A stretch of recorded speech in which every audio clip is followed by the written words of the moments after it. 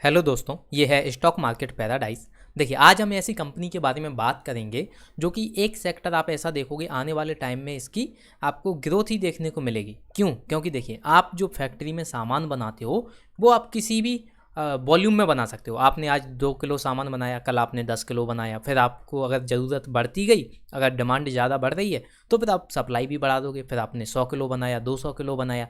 लेकिन कुछ चीज़ें ऐसी होती हैं जो आप बना नहीं सकते, जितनी है उतनी ही रहेंगी। और वो कौन सा है? आपको सबसे बेहतरीन सेक्टर जो देखने को मिलता है उसका नाम है रियल एस्टेट। रियल एस्टेट में जो ज़मीन होती है वो आप बनाते नहीं हो, जितनी है उतनी है, उसकी प्राइस हमेशा बढ़ती रहेगी।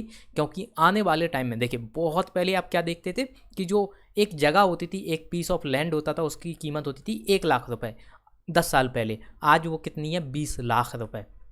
केवल 10 सालों में देखिए कितना ज़्यादा रिटर्न आपको देखने को मिलेगा। आप अपने फैमिली मेम्बर से, फादर मदर से, पेरेंट्स से पूछिए कि जो आप जिस मकान पे रह रहे हो क्या वो कितने पुराना है। पहले पूछिए कितना पुराना है। अगर 10 साल पुराना है तो उस टाइम पे क्या वैल्यू थी और आज के दिन कितनी है। तो आप देखोगे नंबर्स बहुत ज़्यादा इंक्रीज हो चुके होंगे। क्योंकि ज़मीन कभी भी इंसान बना नहीं सकता, ज़मीन केवल एक्वायर की जाती है। और आप देखोगे कि आने वाले टाइम में जो पॉपुलेशन जिस तरीके से ग्रोथ हो रही है, फैक्ट्रीज बन रही हैं, हॉस्पिटल बन रहे हैं, और भी बहुत ज़्यादा चीज़ें आप देखोगे कंस्ट्रक्ट की जा रही हैं। अगर आप देखोगे हाईवेज निकलते हैं, हाईवेज से अगर आप एक चीज़ समझें तो एक मान लीजिए कोई यहाँ पे पीस ऑफ लैंड चल रहे हैं, गरीब लोगों के, बहुत ज़्यादा गरीब लोग हैं, इनके जो खेती है वो ये लोग यहाँ पे करते हैं। और गवर्नमेंट जो है यहाँ से हाईवे निकालना चाहती है। अब गवर्नमेंट कहती है हम हाईवे निकालेंगे, तो यहाँ पे इन लोगों की जो ज़मीन जाती है हाईवे में, मान लीजिए इनकी जो 100% में से 20% ज़मीन चली गई हाईवे में, और गवर्नमेंट इन्हें सब्सिडी देगी। कितनी? हो सकता है कि 20% ज़मीन की जो सब्सिडी है इनको 40 करोड़ देखने को मिले। यानी कि 20% जो इनका लैंड गया है उसकी 40 करोड़ यहाँ पे आप देखोगे इनको सब्सिडी मिलेगी। लेकिन अब आप देखोगे कि जो बचा हुआ लैंड है, यानी कि 80% ऑफ लैंड है, तो इसकी कीमत कितनी देखने को मिलनी चाहिए? अब आप सोचोगे कि इससे इनटू कर दो। अगर 20% की 40 करोड़ देखने को मिल रही है तो 80 की 160 करोड़ देखने को मिलेगी। नहीं, ये इससे 4 गुना 5 गुना ज़्यादा देखने को मिलेगी। क्योंकि इसकी जो कीमत है अब बढ़ जाएगी। हाईवे यहाँ पे डल चुका है और जो कीमत है जगह की ये बढ़ चुकी है। क्यों?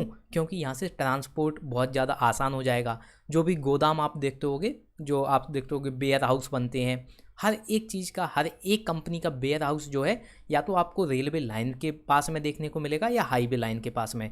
कहीं भी आप ऐसा नहीं देख सकते कि बहुत कच्चे रास्ते से कहीं आपको यहाँ पे वेयर हाउस देखने को मिल रहा है। तो यहाँ पे कनेक्टिविटी बहुत ज़्यादा प्रॉब्लमेटिक हो जाएगी। लोग यहाँ पे अच्छे से काम नहीं कर पाएंगे। जो प्रोडक्ट है जल्दी से पहुँच नहीं पाएगा, दूसरे एक सिटी से दूसरी सिटी जल्दी नहीं पहुँच पाएगा। इसीलिए कोई भी कंपनी क्या करती है, जो अपना वेयर हाउस है वो बनाती है किसी भी रेलवे लाइन के पास या फिर हाईवे लाइन के पास। तो इससे क्या होता है, जो ज़मीन की कीमत है बढ़ जाती है। ऐसे ही आप देखोगे आपके पास में, अगर घर के पास में कोई पहले लैंड पड़ा हुआ था, ऐसे ही पड़ा हुआ था खाली, बहुत ज़्यादा यहाँ पे कचरा था, लेकिन उस कचरे वाले लैंड की अगर आज के दिन आप वैल्यू देखोगे तो ये 10 टाइम्स और 20 टाइम्स हो चुकी होगी। अगर ये 10 लाख का था पहले तो ये 200 करोड़ का हो गया होगा, सॉरी 20 करोड़ का हो गया होगा। तो ऐसे भी आपको इंक्रीमेंट देखने को मिलेगा रियल एस्टेट में। क्योंकि ये फैक्ट्री में आप बना नहीं सकते लैंड। और इसमें ही जो एक कंपनी आपको देखने को मिलती है यूनिटेक लिमिटेड, हालांकि ये बहुत ही पहले बहुत ज़्यादा स्टॉक ऊपर देखने को मिल रहा था आपको। जब स्टार्टिंग हुई थी तो 2010 के आसपास आप देखोगे स्टॉक का प्राइस ऑलमोस्ट 500 रुपये आपको देखने को मिल रहा था। ये देखिए 2007 में और 8 में आपको 500 रुपये पे ये जाता हुआ देखने को मिला था। क्योंकि उस टाइम पे लोगों को ये लगा कि हाँ, रियल एस्टेट की वैल्यू बहुत ज़्यादा बढ़ने वाली है। उसके बाद ही लगातार आप देखोगे ये जो सेक्टर है फिर से ये डाउन साइड मूवमेंट करता हुआ देखने को मिला। सेक्टर नहीं, मैं ये नहीं कह रहा कि सेक्टर, सॉरी सेक्टर नहीं मिला, कंपनी ये बहुत बड़ी कंपनी थी रियल एस्टेट में पहले, बहुत ही ज़्यादा। आप देखोगे लार्जेस्ट आप देखोगे ये कंपनी देखने को मिलती है आपको। अगर यहाँ पे हम देखें, Unitech limited was India second largest real estate investment company. और इसने क्लेम किया था एक बार कि ये लार्जेस्ट रियल एस्टेट बिल्डर बन चुके हैं पूरे कंट्री में। ये न्यू दिल्ली में बेस्ड है ये कंपनी। और आप देखोगे 1484 में इसकी रैंक थी। फोर्ब्स 2000 लिस्टिंग में इसका नाम आया था। बहुत ही ज़्यादा अचीवमेंट इसमें आपको देखने को मिलेंगे। 32 जो आप देखोगे मैगजीन है फोर्ब्स इंडिया की, उसमें इंडिया की तरफ से ये देखने को मिली थी।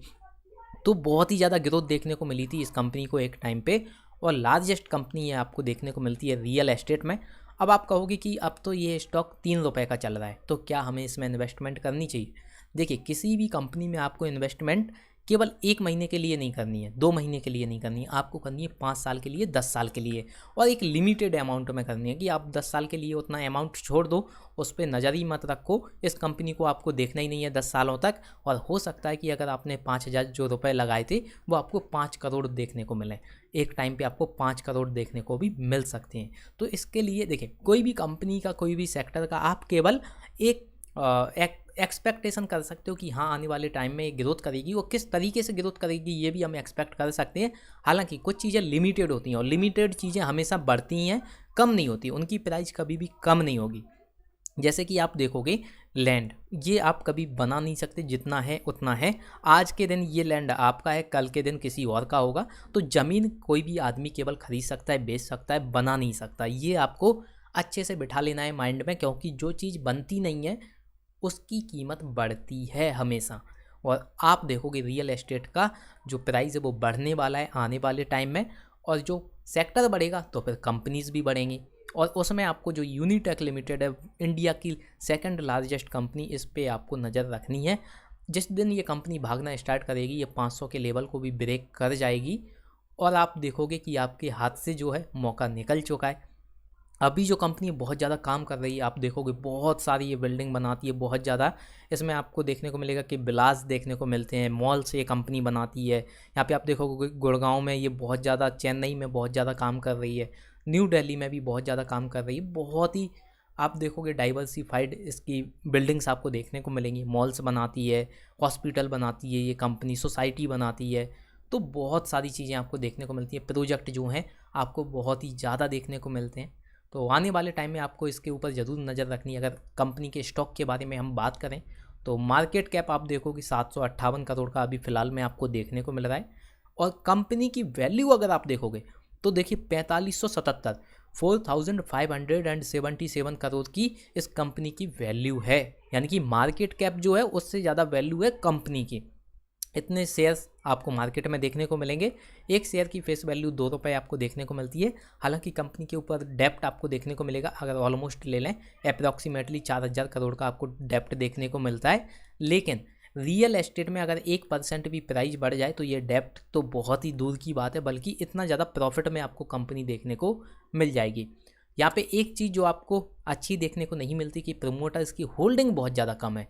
तो ज़रूरी नहीं कि प्रमोटर्स की होल्डिंग कम है तो कंपनी बेकार है या फिर ये सेक्टर बेकार है, नहीं, ऐसा नहीं होता।